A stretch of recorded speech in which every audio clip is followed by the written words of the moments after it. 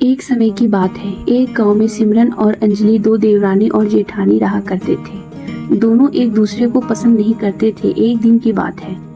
अंजलि, बिट्टू, रूही, दोनों इधर आओ। क्या मम्मी, खेलने दो ना, एक तो संडे मिलता है खेलने को। चुप कर। और पहले तुम दोनों ये बताओ, मैं थाली में ये आटा निकाल कर गई थी, इसमें पानी किसने डाला?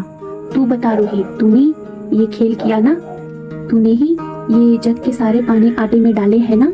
सच बोल। नहीं मम्मी, मैंने ऐसा कुछ नहीं किया। मैं तो अपनी गुड़िया से खेल रही थी। अच्छा, तो ये सारा कांड सिमरन का किया धरा है।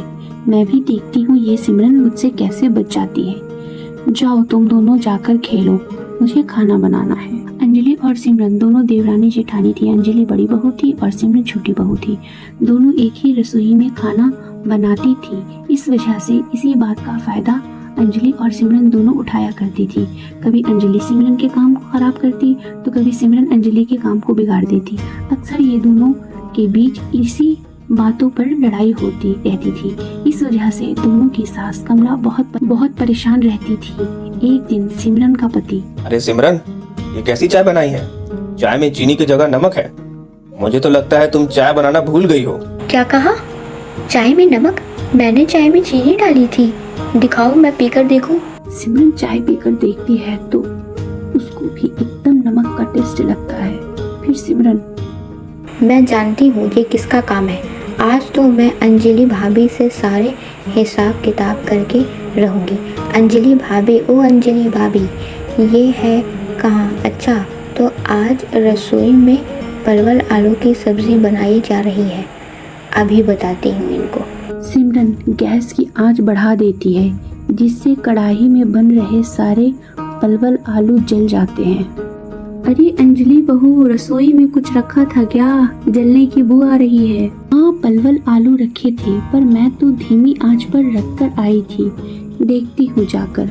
अंजलि रसोई में जाकर देखती है तो गैस की आंच बढ़ी हुई थी और गैस फुल पर थी। ये गैस को किसने तेज कर दिया? मैं तो हल्की आंच पर रखकर आई थी। ये जरूर सिमरन ने किया है। सिमरन, ये गैस तुमने तेज किया है? हाँ, मैंने तेज की है। आपने भी तो मेरी चाय में नमक डाल दिया था। अच्छा, तुमने भी मेरे आटे में पानी डाल दिया था। और मैंने जो कल कढ़ी चावल बनाई थी, आपने मेरी कढ़ी चावल में चीनी डाल दिया था। मैंने आपको कुछ नहीं कहा। कहने को तो मेरे पास भी बहुत कुछ था, पर अभी तक चुप रही। आज तो कर लिया है, दोबारा मत करना, फिर मुझसे बुरा कोई नहीं होगा। लो, हो गई शुरू दोनों फिर से एक दूसरे से झगड़ा करने।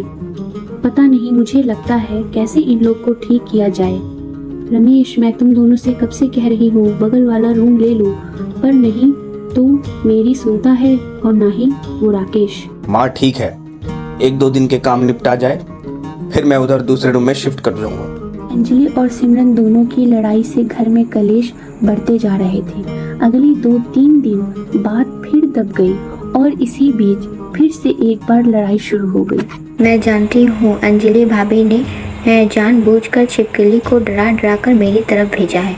वो जानती हैं कि मैं छिपकली से डर जाती हूँ। अब अपनी बात आई, तुम्हारा मुंह बन गया।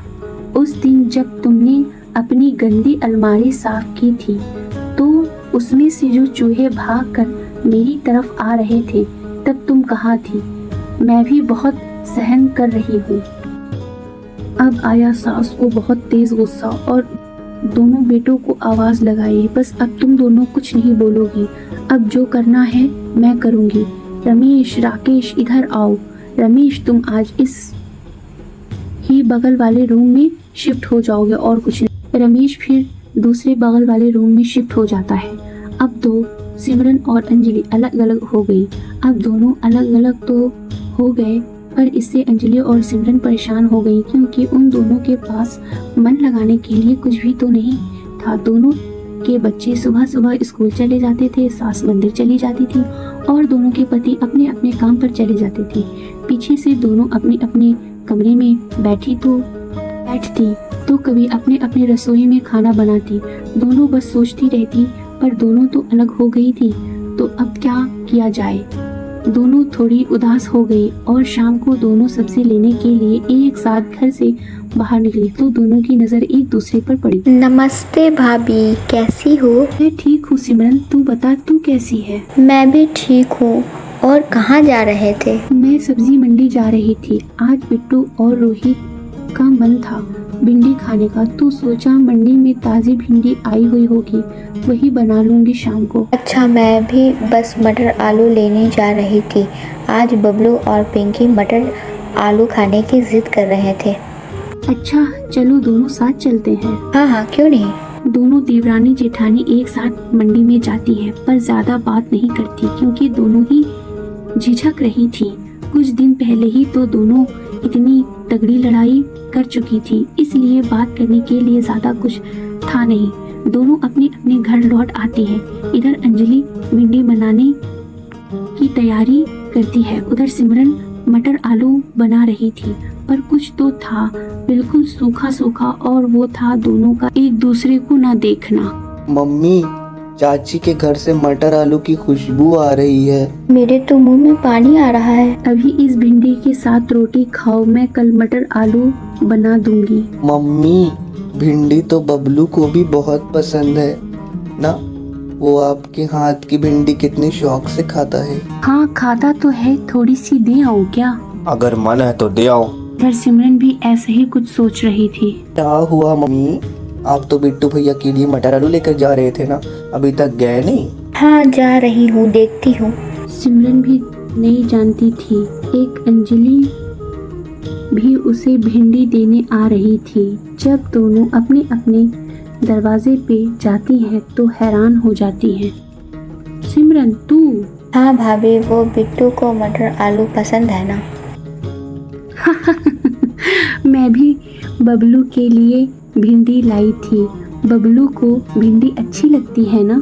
दूसरे को भिंडी और मटर आलू देते हुए अंजलि और सिमरन दोनों की आंखों में आंसू छलक रहे थे। अंजलि और सिमरन के अलग अलग रहने के बाद जो घर का माहौल बन गया था तो वो बिल्कुल शांत था, लेकिन जल्द ही दोनों को अपनी रसोई में अकेलेपन का एहसास होने लगा था। पहले जहाँ एक साथ रसोई में मस्ती किया करती थी, अब वो अकेली हो गई थी। उन्हें एहसास हुआ कि चाहे लड़ाई होती थी, लेकिन एक दूसरे के साथ का अपना एक अलग ही मजा था। दोनों को समझ आ गया था कि वो एक दूसरे के बिना कितना बोर हो गए हैं। अंजलि और सिमरन ने दोनों ने अपनी अपनी गलती को स्वीकार किया। अब वो एक दूसरे से कभी नहीं लड़ेंगी। दोनों ने सुधार देखकर उनकी सास ने रमेश को वापस आने को कहा और अंजलि फिर वापस आ गई, और अब एक बार फिर से सबके चेहरों पर सबकी खुशी थी। अगर घर में हंसी मजाक और प्यार का माहौल बन गया। दोनों अब साथ साथ अच्छे से रहने लगे।